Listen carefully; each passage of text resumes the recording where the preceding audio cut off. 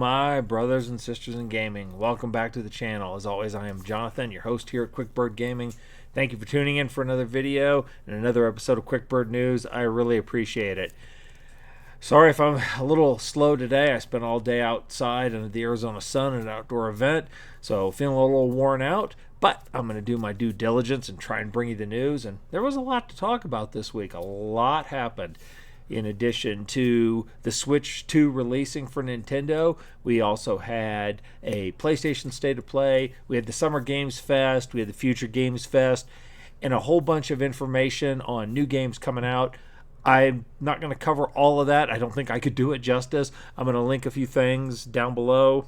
There's my finger pointing down. Link those down below, a couple of links to some of the information that has come out, just so you can get a quick summary. I'm going to touch on one or two topics, though, but because I got so much to talk about, I better get into it. Okay, one of the most interesting blurbs to me that came out of all of these showcases this week was this one, which is summarized in this Eurogamer article from Friday, May 6th. Resident Evil 9 officially unveiled, and it's coming in February. Now, this trailer for this was first shown during the Summer Games Fest on Friday, and it highlights a return to Raccoon City, which I don't think has been revisited in a mainline Resident Evil game since the third one. Apparently the city is in ruins, probably after the events of Resident Evil 2 and 3, when it was sanitized, and it features a character named Grace Ashcroft. A lot of people are speculating she is somehow tied to Alyssa Ashcroft from previous entries in the Resi series. Apparently, Leon Kennedy is also going to be a playable character in this. So this whole thing is really cool for a long-running series that's so well-beloved and was so instrumental in defining the survival horror genre as a whole. It's really cool to see that this was still coming. A lot of people suspected or kind of knew that Capcom was working on another Resident Evil film, but this was not only the first confirmation, but the confirmation of when. I believe they say it's going to be released on the 26th of February, 27th of February, right there. And the full name of it is Resident Evil Requiem. So this is something to look forward to. And to me, this was kind of the highlight of all the showcases that we saw. One of the other games covered at the Summer Games Fest on Friday was Mind's Eye from the studio Build a Rocket Boy, which is made up of expatriates of Rockstar and Take-Two, including former GTA lead Leslie Benzies. They had a new trailer for Mind's Eye on the Summer Games Fest, and the game is supposed to come out on June 10th, so about 2 days after the posting of this video. However, this article from GameSpot, which came to us from Thursday, June 5th, the day before the Games Fest, GTA-like Mind's Eye developer loses top executives ahead of launch.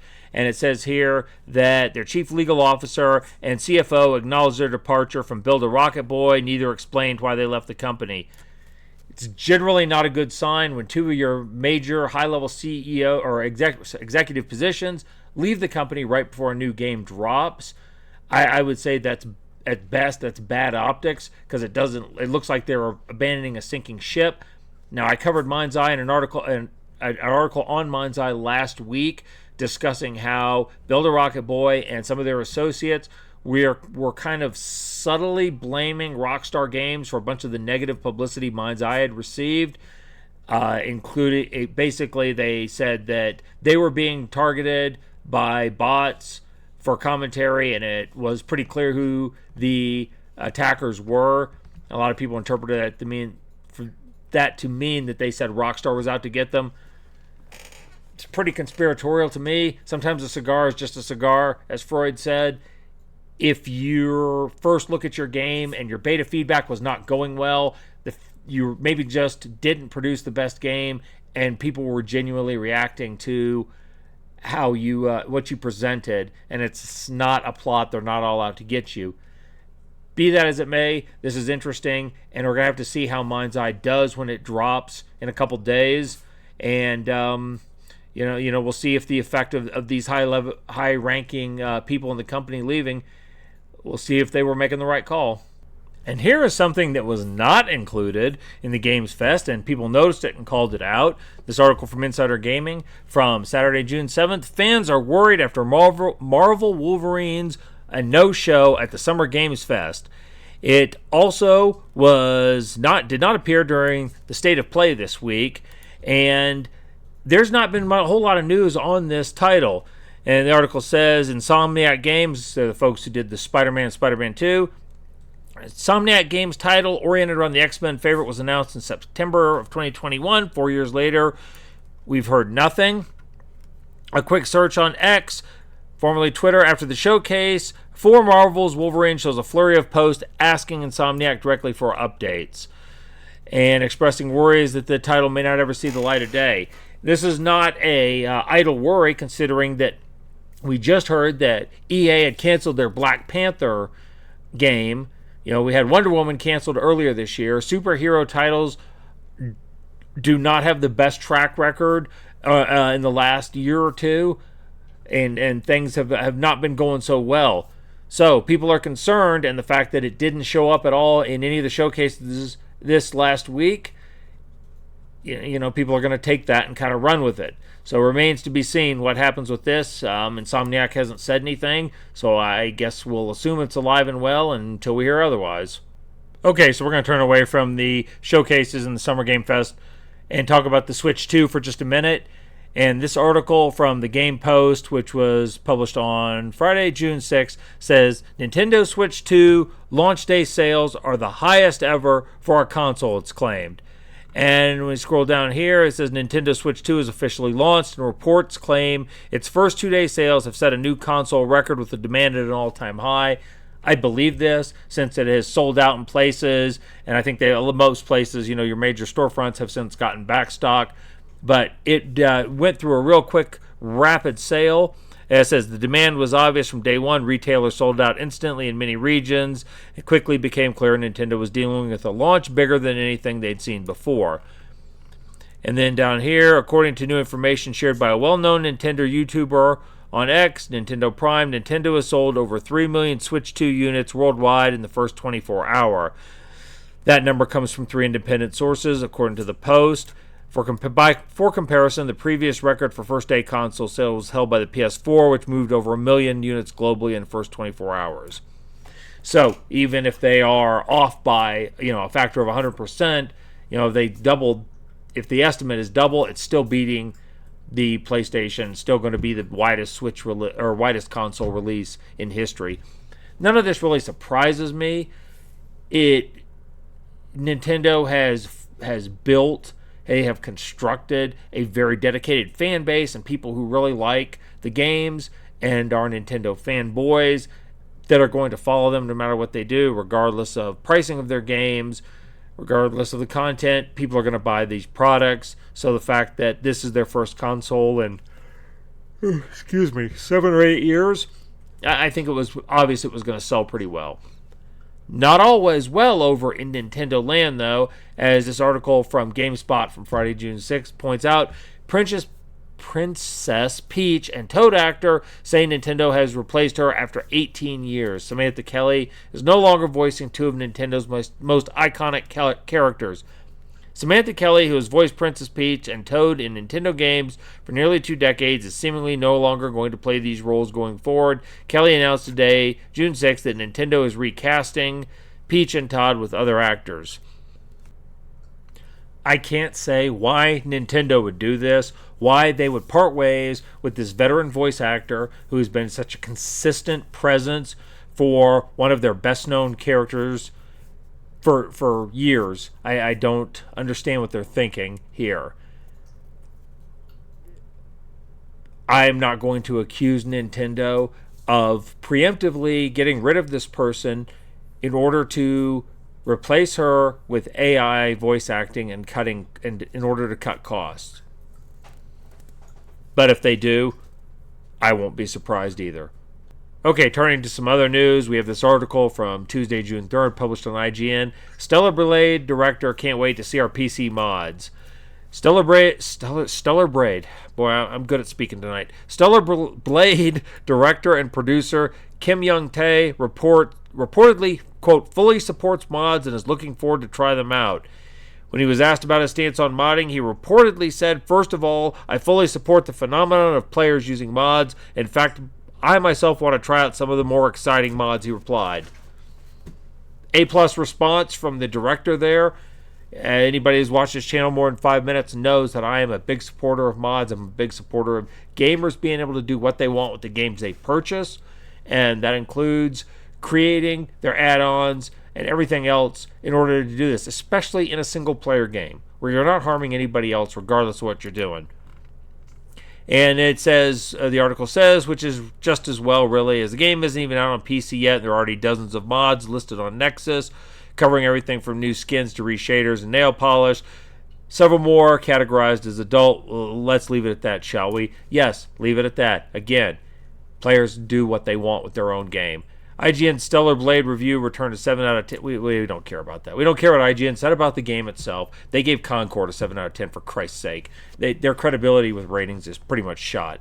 The important thing is, though, this game is going to launch via Steam on June 11th. Okay, so this week. It is coming out this week. Good. It's going to be out, and people are going to be able to mod it, and the people that are publishing it and directing it are supporting the mod community, and for me, that is a thumbs-up move. Love it. Love to see it. Next, we have this article from Eurogamer, which was published on Friday, June 6th. Surprise, CDPR isn't actually finished with Cyberpunk 2077. They've announced another update. The team over at Project Red... Boy, I'm on fire tonight. Team over at CD Projekt Red may be busy working on a sequel to Cyberpunk 2077, but that doesn't mean they finished with the first game. Last night, the developer announced that, yes, there is another update on the way for V and the rest of Night City. Senior community manager Alicia Cozero casually dropped. I can tell you right now, we're planning another part of the game. The last one wasn't the last one. Cyberpunk 2077 is going to be one of those case studies for a studio managing to recover a game and build it back up after its semi-disastrous launch.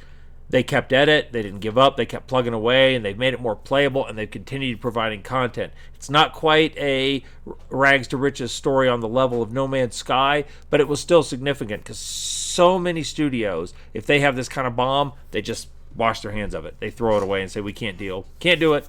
We see studios abandon games. We see them shut down if it's bad enough. But CDPR hung in with this. They didn't just go, oh, well, okay, we'll move on to the next thing. Nope, they kept working, and they're still providing new content. So you got to love that. Okay, now we have two articles from IGN about game companies overreaching and then scrambling to try and win player approval back. First is this one published on Tuesday, 3 June. Activision insists heavily criticized Call of Duty Black Ops 6 and Warzone ads in the loadout menus where a test published in error strips them out following backlash. Activision has pulled the controversial Call of Duty ads placed inside Black Ops 6 and Warzone loadouts, insisting they were published in error. We talked about this last week and about some of the player reaction saying, basically, Jesus Christ, we can't even escape the ads even in the middle of the game.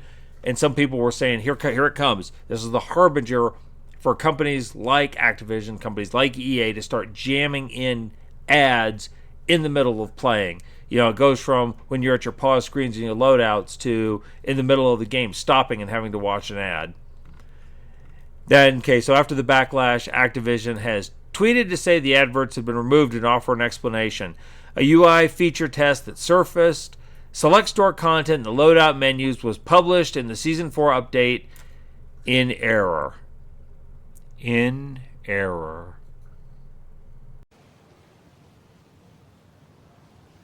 Right. This feature has now been removed from the live game. It's fair to say that there's a healthy dose of skepticism from the Call of Duty on Activision statement here. Really?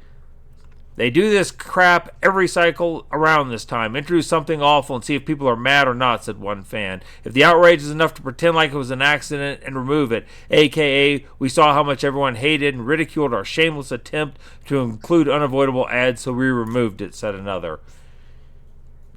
Pretty much. The second article is from Thursday, June 5th, also at IGN. And this one's a little different to me, where I laughed at the last one because it's just a indication of how bumblingly greedy Activision was in this process.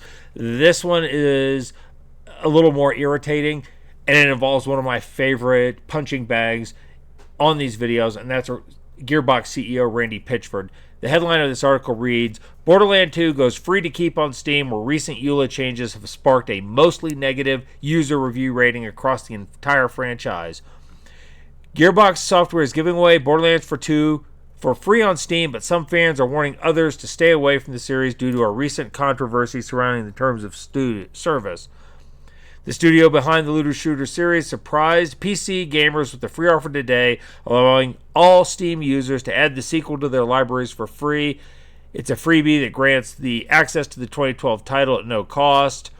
But as many share their excitement online, Borderlands 2 Steam reviews are telling a different story.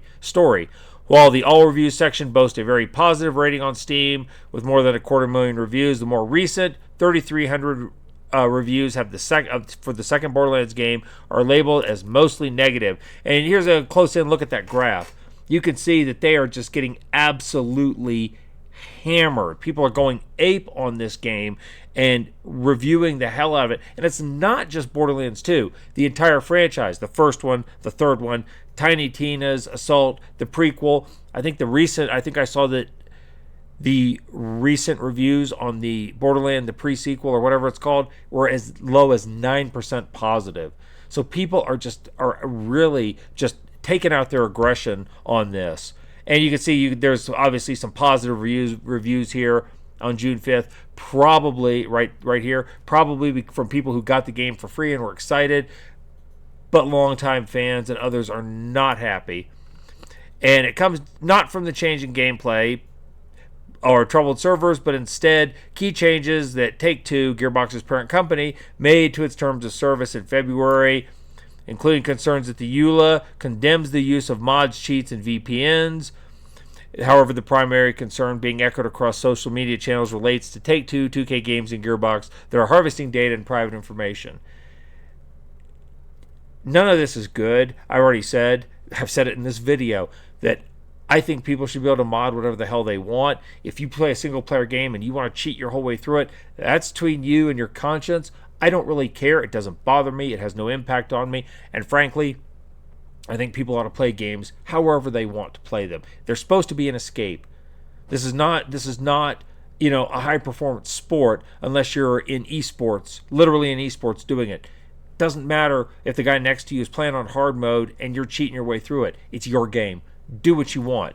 Now, asterisk on that, I am talking about single-player games only. But the fact that these companies have come out that are so anti-modding, and literally, by the letter of the EULA, they can take your game from you, ban you from the game, if you are caught using a mod. It doesn't say they will, it just says they can. And that kind of capricious enforcement potential is what has people riled up. Right here is a comment. One of the best games I ever made. I cannot recommend it to anyone right now due to the publisher adding spyware on the EULA that you have to accept to launch it. And they're adding this retroactively to this EULA. Yeah, another complaint working its way to the top involves the wider idea of a publisher altering the terms of service for a game from 13 years ago. Others are highlighting Borderlands 2 status as a relatively casual video game with a focus on single player and co-op. The idea is that without a substantial competitive multiplayer component, there should be no reason for Take-Two to fear how cheaters impact the experience of the average Borderlands player. Bingo. That is exactly what I'm talking about right there. And there's a quote from Pirate Nation talking about how everything's being bombed. Okay. More about this. Changing the TOS and turning games into spyware and then offering the game for free in order to steal data from unknown people is pretty bold, Steam user Silvio Hammer alleges. There's a list of specific grievances being copy-pasted across Steam reviews section, which include concerns that Take-Two is taking advantage of sensitive information, such as names, email addresses, IPs, billing addresses, phone numbers, and so forth. Many have used their reviews to specifically call out Gearbox Randy Pitchford, who attempted to address privacy fears with a post on Twitter, ex-Twitter, when one fan said EULA update has essentially turned every Borderlands game into spyware. Pitchford assured PC fans that there is no software level changes to the Borderlands games that should have players worried about spyware. Nothing has changed or will change with the software. I think the publisher legal team is covering their bases. That has nothing to do with what we're doing. I cannot change the EULA. That's decided at the publisher level, but I can assure that there is no spyware in the software. I don't believe him. You shouldn't believe him. This is what they always tell you. They never tell you that there's spyware in it. They never do. Of course they don't. And then, then that's pitch for just kind of, making a mild pass at this. And this is where I think he goes over the line. Where somebody says, take a look at all the negative reviews. Okay, Borderlands 4 will be reviewed the same. And he says, yeah, humans are involved. It sucks to get brigaded when we're over here making good games. I just clicked on the tweet to open it. Okay, whatever. Yes, it sucks to get brigaded when you're making good games. I won't argue that. Everyone should make their own decisions, though. So if running a protest because of fear over some lawyers covering their butts, I guess that's the world we have to live in. This dude has zero fucking empathy or common sense. This is,